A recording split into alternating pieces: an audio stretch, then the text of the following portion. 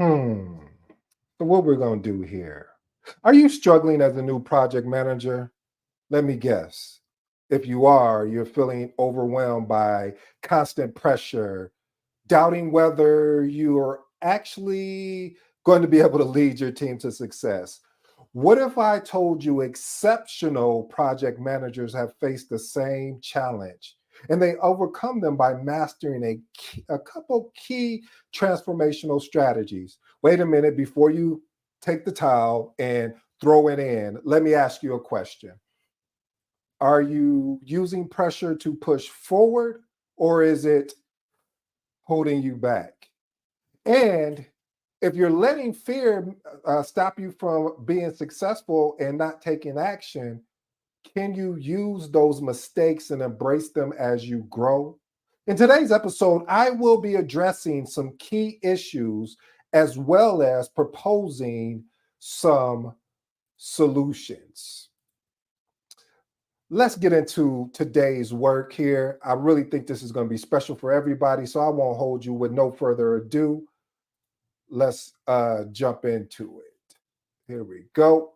So, overcoming point number one, overcome imposter syndrome.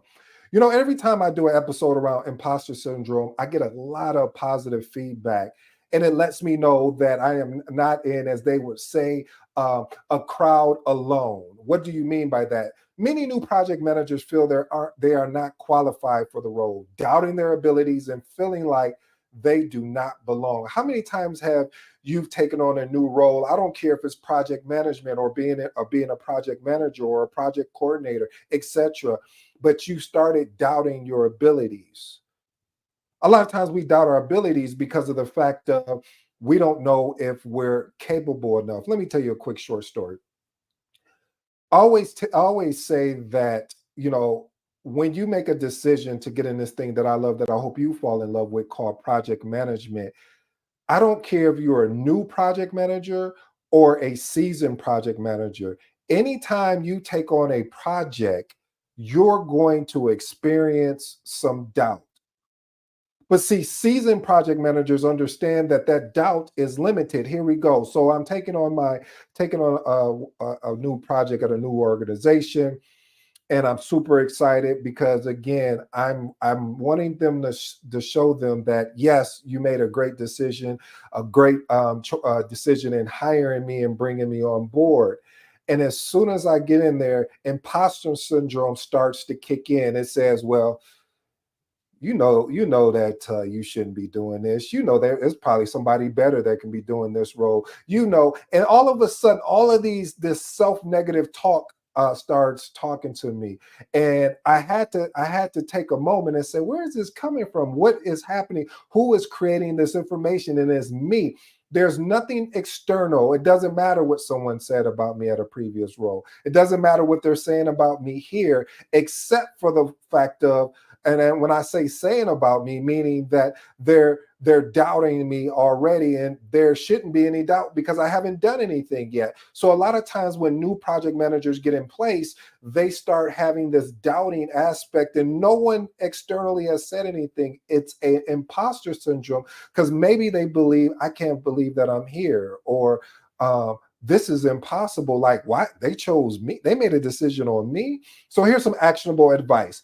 Recognize that imposter syndrome is normal. Like I said, I don't care if you are a brand new project manager or a seasonal project manager. And I know a lot of seasonal project managers won't admit this, but drop them into a new organization and say, here's your project. And I promise you, they're not just gonna, they're gonna have some thoughts, they're gonna have some doubts. But the thing about what seasoned project managers do, family, and I want you to understand, is how they course correct. Again, having that ability to course correct. What does that look like? Focusing on small wins, reminding yourself that you have been selected for this role because of your capability. And that's how seasoned project managers push through overcoming imposter syndrome. So I hope that works for you, my new project managers. All right, let's move on to point number two, message. Now, I hesitated about talking about this because I am a huge, and I do mean huge, fan of the CAPM, the PMP. as well as the ACP, which I'm eventually going to get the ACP. And what typically happens is when someone has a CAPM or a PMP, automatically they think they're more knowledgeable than others, especially experienced professionals. How do I know this? Because I actually went through the journey myself. Yeah, I'm gonna be very transparent with you. Yeah, I thought, oh, I got my CAPM. Yeah, I know this project management stuff, and then real world project management hit me, and I was like, oh, I wasn't prepared for that. You see, what the CAPM or the PMP does for you, it helps set, or I should say, establishes the foundation. Just like a house, when you build a house, it has to have a good foundation. But everything that is built on top of that, and this is why I want to let you guys know, even with the PMP, you're required for 60 PDUs. PDU stands for professional development units. CAPM is 15 professional development units every 3 years. So, yes, you got certified. Congratulations. But a lot of times what happens is when people get certified, they stop the journey. Mhm. They say, oh, well, I'm certified. I know more than you do. Because look, PMI has told me I'm certified. And that's why I love PMI, because they said, no, no, no, no. The journey doesn't end. It's just beginning.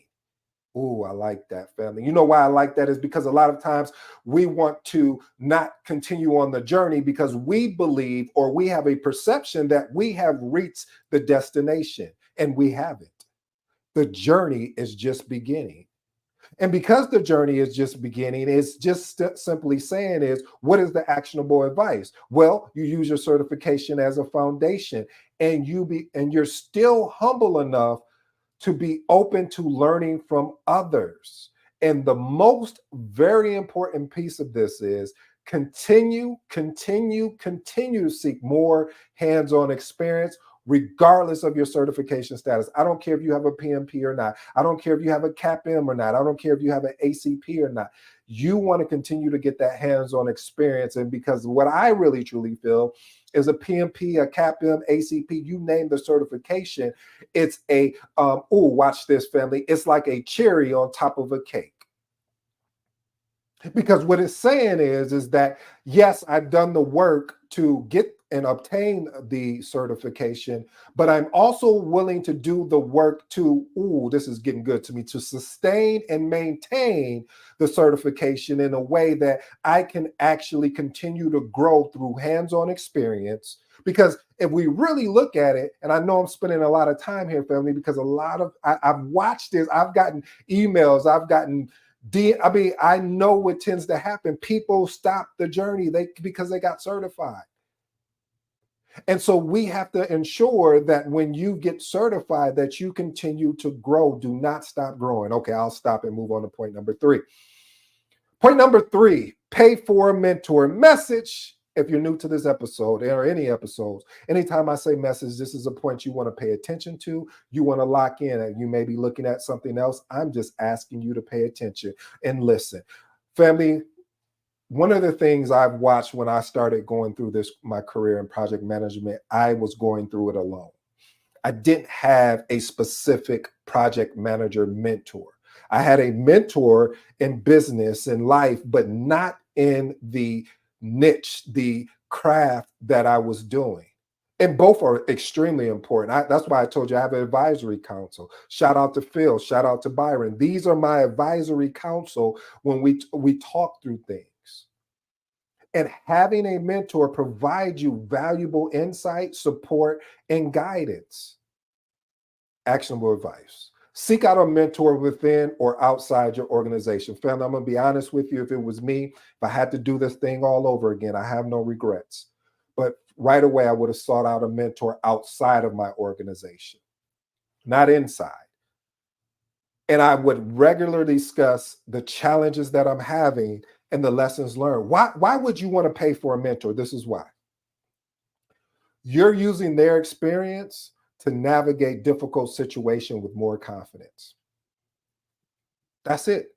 It's that simple. I mean, yes, we can go over Microsoft project management, but you can look that up on YouTube or listen to a podcast or whatever. Yes, we could go over smart sheets. Yeah, you could, but the experience where they're being very candid with you and very transparent with you is something that is going to help you long term, because Microsoft Project can continue to change. And yes, you can continue to run into issues or problems, yet having that mentor that you're paying for versus a mentor that you're not paying for, that mentor is just as invested as you are, meaning that they want to see your success. They want to see you win. They believe in you so much, especially when you get somebody like a Phil as a project mentor.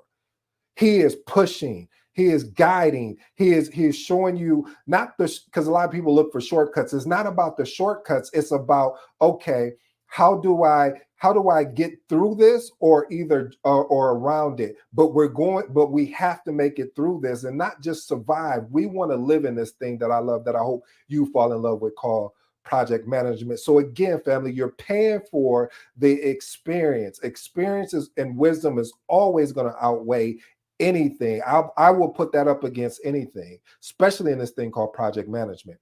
All right, let's move on to point number 4. Trust the journey of being a project manager. Listen, there are going to be ups and downs in project management. You're going to question, why did you choose this profession? Okay, maybe I'm talking about me. You're going to question, do I have the abilities? Okay, maybe I'm talking about me. You're going to question, you know what, man, if that guy says one more thing, I promise you, okay, I'm sorry, maybe this is a little bit too transparent. But no, seriously though, family, you want to be able to, as a new project manager, you're going to face failures early and often.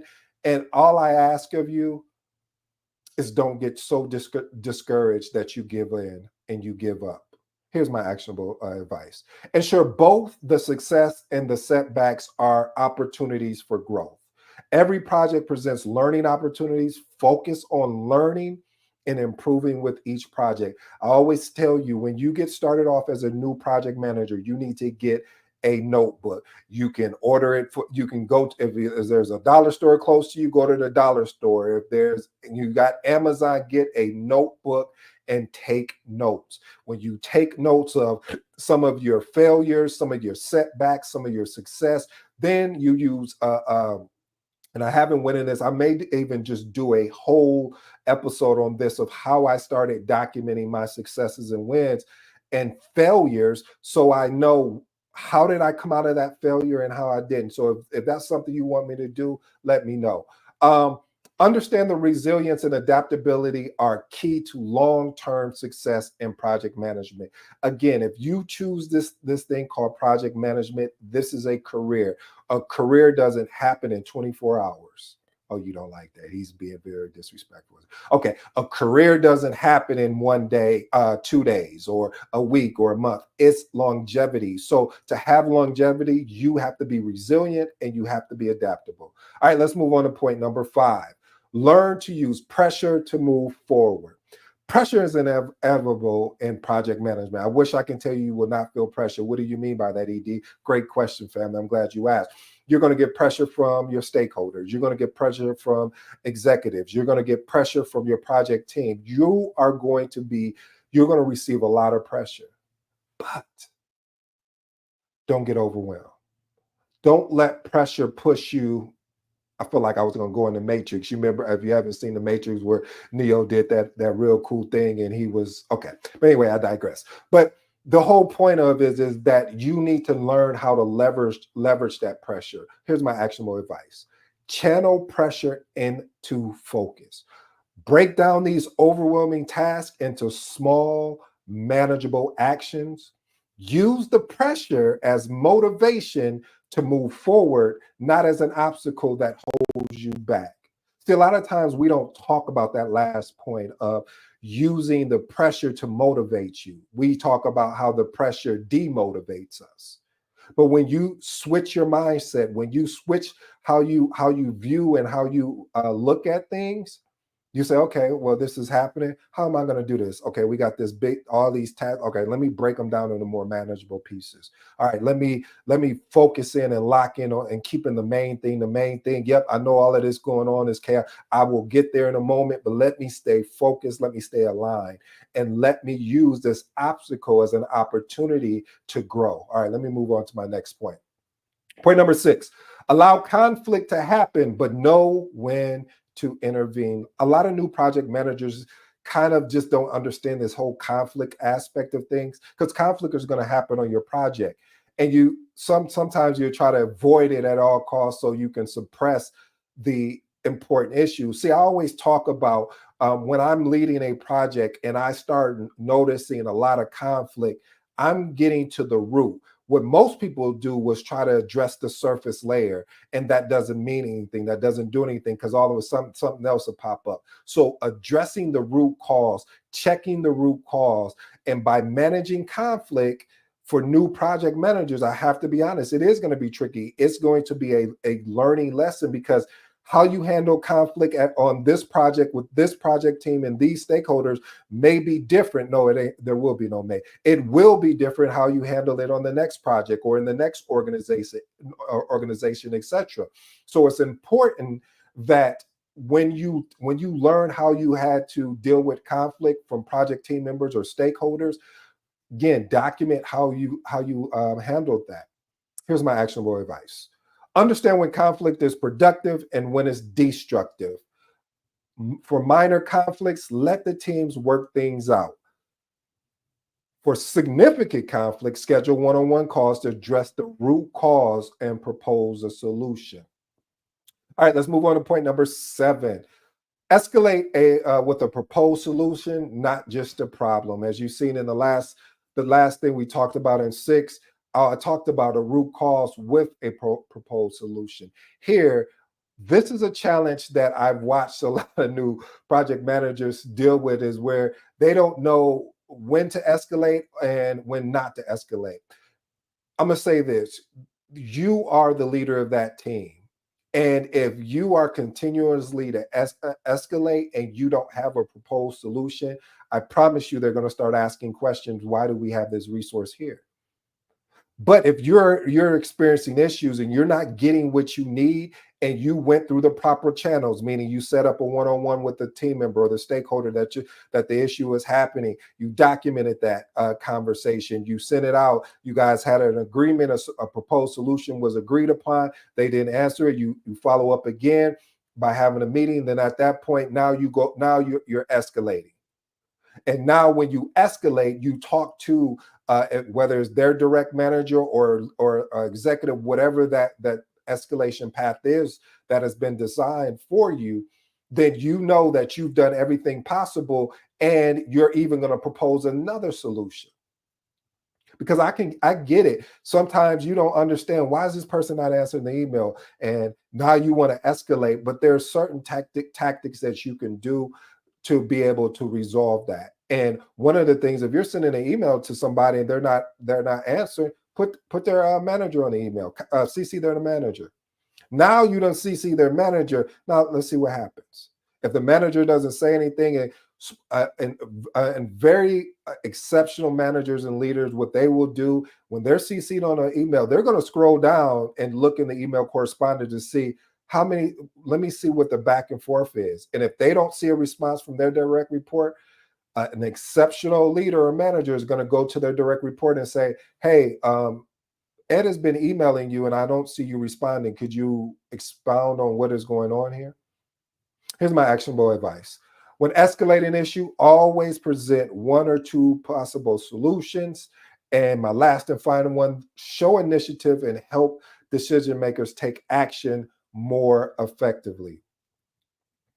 Point number 8: interview or shadow other project managers. One of the things that I do even to this day, if I was to go to a new organization, I would go shadow other project managers. I would even interview them as well. Because it's one thing to lead a project, but it's another thing to lead a project in an organization. I think I just said something. Maybe I'm talking too fast. Let me slow it down. There's one thing to lead a project, but there's another thing to lead a project in an organization. I know what you're thinking. Well, ED1, aren't you leading a project in an organization? Yes, you are.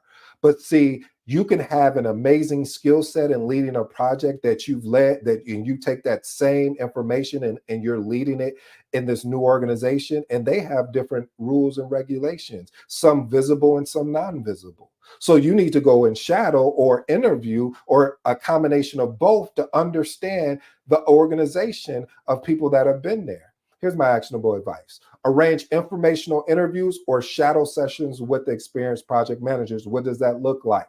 Reach out to them. Hey, I would love to know if I could shadow you in your next team meeting. That simple. If they say, well, no, I don't, I've never heard anyone tell me no about me shadowing, because to them, this is an ego boost in a sense, like, hey, I really want, you could have chosen any project manager, but you chose me. So yes, if somebody reached out to me, a junior or even a senior project manager or a program manager reached out and said, hey, I've been hearing good things about how you've been leading your meeting. Do you mind if I sit in? Not a problem. I don't even care if they have an alternative motive. I'm still going to deliver on the things that I was going to deliver if they were there or not. So don't be shy about reaching out. Point number two: observe their leadership style. How do they handle difficult situations? And you'll catch that in those weekly meetings or being on a email correspondent to see how they respond to that. And then model how they structure their day. I didn't say still, I said model. There's a difference. Modeling is, what can I take pieces from to fit my personality, to fit how I want to lead a particular project, and create that. Here's my three transformational recommendations that we've kind of discussed, but these are the three. If you don't remember anything else, family, these are my top three transformational recommendations for new project manager. Overcome imposter syndrome. You have to remind yourself you've been selected for this role because you're capable. And because you believe you're capable, and because you know you're capable, walk in there and be proud, but not proud that you won't be willing to learn anything. Pay for a mentor. I can't say this more. You see, I didn't say get a free mentor. Mm-mm. Pay for mentorship. Use their, because again, like I stated, using their experience to navigate difficult situation will build your confidence up. People are going to be like, damn, what course are you taking? What are you doing? What are you reading? That's what you want. Last and final transformational idea: don't assume certification equals mastery. Stay humble, fam. I am so humble. I have degrees on degrees and certifications on certification, but I am humble enough to be open to learn from others. I don't care where they're at in what you say, the rankings. They could be a project coordinator. I'm willing to learn. They could be a business analyst. I'm willing to learn from them.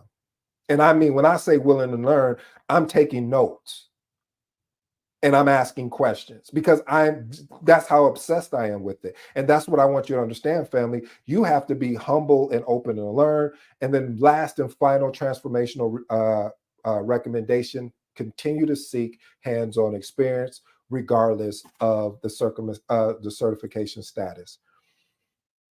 Well, family, I hope you enjoyed today's episode. I'm over here sweating for you. This is a good sweat. I mean, there was a what was it, sweating to the oldies, but that's how I feel right now. But it's all good. I hope, seriously, family, hope there's something you can take away. Just don't listen or watch these episodes. My goal, my job, my mission is that you take this information and apply it. I'll give you tonight to think it over, but tomorrow I need you to take action. I go by the name of ED. For all you smart and intelligent folks out there, that just simply means it. Until next time.